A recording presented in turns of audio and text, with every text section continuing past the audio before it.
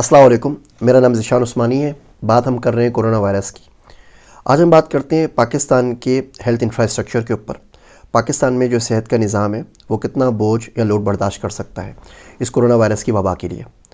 पाकिस्तान के हालात कोई अच्छे नहीं है। थर्ड वर्ल्ड कंट्रीज़ की तरह पाकिस्तान का भी हाल है। पाकिस्तान में कुल डॉक्टर्स की तादाद 2,10,000 है। इसमें से भी 25,000 डॉक्टर मुल्क से बाहर हैं। तो अब यूँ समझ लें कि हर 1000 पाकिस्तानियों के ऊपर एक डॉक्टर है, अगर आप कुल तादाद को देखते भी हैं तो। लेकिन जो डॉक्टर्स हैं क्या ये सारे के सारे इन्फेक्शियस डिजीज़ या वायरसेस पे काम करने वाले हैं? ऐसा नहीं है। इसमें बहुत सारे हैं जो गायनी के होंगे, बहुत सारे डॉक्टर्स गुर्दों का इलाज करते होंगे, कोई लंग्स का इलाज करता होगा, कोई न्यूरोलॉजिस्ट होगा, कोई आइज़ का डॉक्टर होगा, कोई डेंटिस्ट होगा। इस तरह बहुत सारे अलग अलग डॉक्टर्स होंगे। और ये भी नहीं है कि अगर वबा चल गई तो बाकी तमाम बीमारियाँ पाकिस्तान से ख़त्म हो गई हैं। तमाम बीमारी चल रही हैं।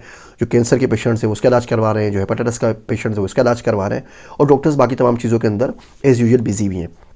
सब कुछ जमा तफरीक करने के बाद मुश्किल से बमुश्किल तमाम आपके पास 20,000 ऐसे डॉक्टर्स निकल सकते हैं जो फ्रंट लाइन के ऊपर आके कोरोना वायरस का मुकाबला कर सकें।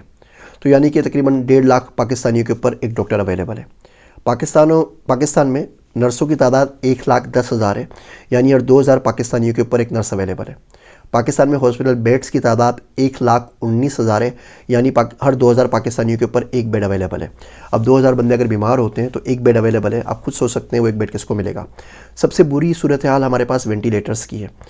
कोरोना वायरस लंग्स को मुतासर करता है, आपके फेफड़ों को। मरीज़ खुद से सांस नहीं ले सकता और उसके लिए आपको वेंटिलेटर्स चाहिए होते हैं। पाकिस्तान के अंदर जो फंक्शनल वेंटिलेटर्स हैं वर्किंग कंडीशन के अंदर, उनकी तादाद 813 है। जी, सिर्फ 813, यानी कि 2,72,000 पाकिस्तानियों के ऊपर सिर्फ और सिर्फ एक वेंटिलेटर अवेलेबल है। अगर कोई शख्स बीमार पड़ जाए तो आप खुद सोचो उन 2,72,000 में से वेंटिलेटर किसको मिलेगा। या तो किसी बड़े हॉस्पिटल में होगा, प्राइवेट हॉस्पिटल के अंदर आगा खान की तरह, तो कौन है जो वहाँ के फ़ीस भर सके। एक कोरोना वायरस पेशेंट अगर 14 दिन हॉस्पिटल के अंदर रहता है तो उसके ऊपर उसकी देखभाल करने का जो खर्चा है वो 12 से 20 लाख रुपए है इन 2 हफ्तों का। कितने पाकिस्तानी ऐसे हैं जो 12 से 20 लाख रुपए 2 हफ्तों के अफोर्ड कर सकें? तो वेंटिलेटर्स बिल्कुल आपके पास मौजूद नहीं है, आप कहीं नहीं कर सकते। रावलपिंडी, इस्लामाबाद, इन ट्विन सिटीज़ के अंदर कुल मिला के 20 वेंटिलेटर्स हैं।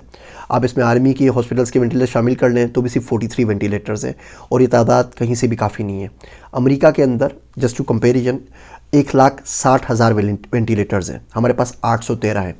जिस तरह पिछली हुकूमत ने येलो केव स्कीम निकाली थी, ज़रूरत इस अमर की है कि गवर्नमेंट फौरी तौर के ऊपर ग्रीन वेंटिलेटर्स के नाम से एक स्कीम लॉन्च कर दे। कोई आपका दोस्त है, कोई मलिक रियाज है, कोई बेरिया फाउंडेशन है, यूनाइटेड नेशंस है, वर्ल्ड बैंक है, कोई आपका दोस्त मुल्क है, सऊदी अरब है, अमेरिका है, चाइना है, आप सिर्फ उनसे एक रिक्वेस्ट करें कि हमें वेंटिलेटर्स दे दीजिए।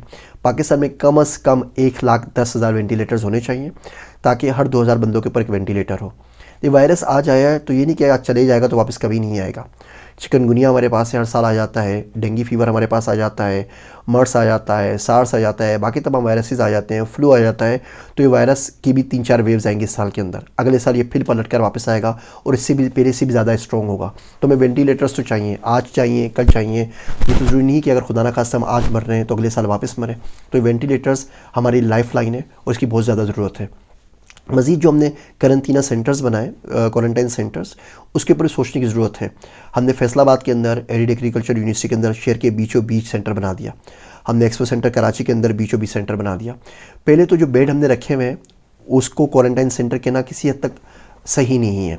अगर आप क्वारंटाइन सेंटर्स को देखें या रूम्स को देखें अमेरिका के अंदर और चाइना के अंदर कि पूरे शीशे के ग्लासेस होते हैं या प्लास्टिक कम से कम होता है, इसकी बजाय यहाँ पर तो अगर एक मरीज़ चला गया तो और बहुत सारे मरीज़ उसकी वजह से उनको इन्फेक्शन हो जाएगा या उनके पास वायरस स्प्रेड कर जाएगा।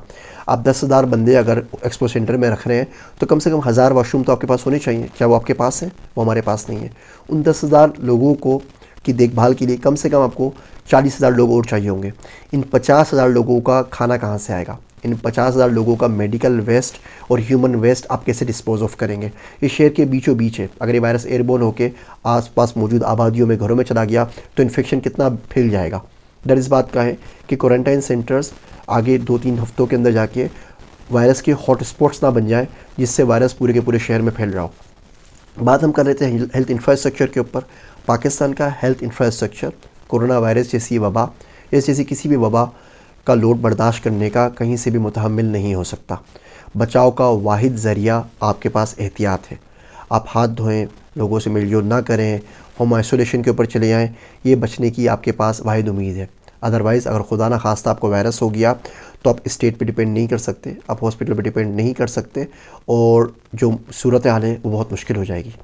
उम्मीद है आपको ये बातें समझ में आ रही होंगी। अगली वीडियोस पे हम इस वायरस के ऊपर और हेल्थ इंफ्रास्ट्रक्चर के ऊपर मज़ीद बात करेंगे। मेरी बातें सुनने का शुक्रिया। आप सबका ज़ीशान उस्मानी।